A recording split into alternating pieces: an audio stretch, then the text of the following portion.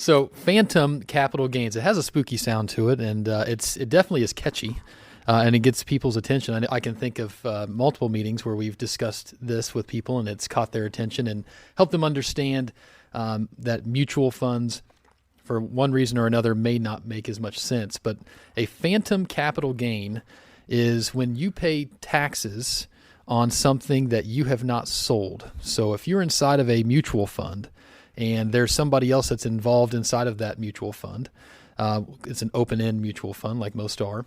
If somebody goes in and says, hey, it can actually be a closed-end too, by the way. Okay. I learn something new every day. So me too. That's right. So if somebody goes in, like you're part of this mutual fund is with all these other thousands of other people, and let's say a bunch of them say, I want to sell shares of what I own inside of that mutual fund, some of my units that I own inside of there.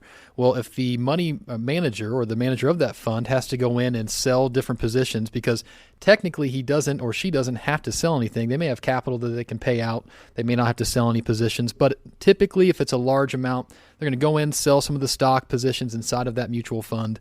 And what that's going to do is if there's any gain that is there, everybody inside of that mutual fund shares in those gains. And so whether you sold or not, if you're the person that's sitting there not selling, you're just holding on just like everybody else that didn't sell, well, guess what? You're going to find some phantom capital gains that might show up on your return. And what's tough about that, Joe, is that you don't see that typically until the end of the year.